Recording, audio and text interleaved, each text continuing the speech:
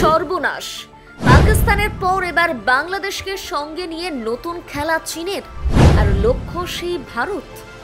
জানেন চীনের সঙ্গে ঠিক কি পরিকল্পনা করছে বাংলাদেশের বিএনপি?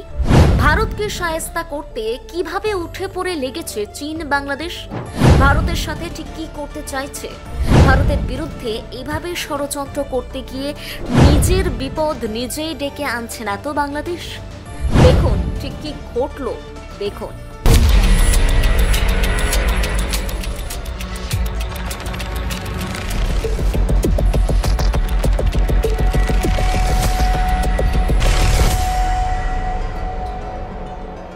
গত বছরের অগাস্টে বাংলাদেশে গণ আন্দোলনের মুখে আওয়ামী লীগ সরকারের পতনের পর থেকে এখনো পর্যন্ত কয়েক দফায় চীন সফর করেছে ও দেশের অন্যতম রাজনৈতিক দল বিএনপির বেশ কয়েকটি প্রতিনিধি দল।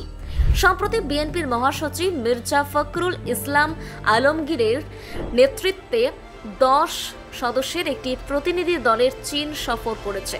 চীন সফর শেষে দেশে ফিরে বিএনপি মহাসচিব আলমগীর বলেছেন, চীন সফরের মধ্যে দিয়ে দেশটির কমিউনিস্ট পার্টির সঙ্গে বিএনপির সম্পর্ক আরও শক্তিশালী হয়েছে।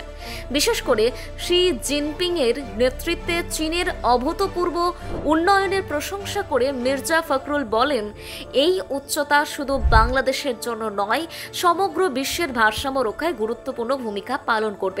সবচেয়ে গুরুত্বপূর্ণ বিষয় হলো চীনা কমিউনিস্ট পার্টি বিএনপির ভারপ্রাপ্ত চেয়ারম্যান তারেক রহমানকে চীন সফরের আমন্ত্রণ জানিয়েছেন। বিএনপির মহাসচিব আরও বলেন, তারেক রহমানের নেতৃত্বে দলের কার্যক্রমে চীনা নেতারা সন্তুষ্ট। বিএনপিও চীনা কমিউনিস্ট পার্টিকে বাংলাদেশ সফরের আমন্ত্রণ জানিয়েছে এবং তারা সেই আমন্ত্রণ গ্রহণ করেছেন।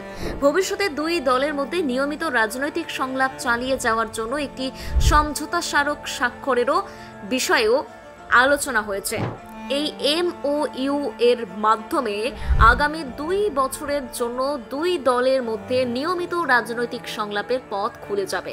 বিএনপি প্রতিনিধি দলের এই সফরটিকে যথেষ্ট গুরুত্ব দিচ্ছে রাজনৈতিক মহল। বিএনপির ওই প্রতিনিধি দলে ছিলেন দলটির স্থায়ী কমিটির সদস্য গোয়েশ্বর চন্দ্র রায়। তিনি বলেন, সফরটি খুবই ভালো হয়েছে। সামনে নির্বাচনে আমরা যদি সরকার গঠন করি, তাদের যেন প্রবলেম না হয়, ধারাবাহিকতা যেন থাকে, সেগুলো নিয়ে কথা হয়েছে। তারাও ইতিবাচক বলেছে, আমরাও ইতিবাচকভাবেই দেখছি। বিএনপি প্রতিনিধি দলের এই সফরটিকে কূটনৈতিকভাবেও বেশ গুরুত্বের সঙ্গে দেখছেন বিশ্লেষকরা।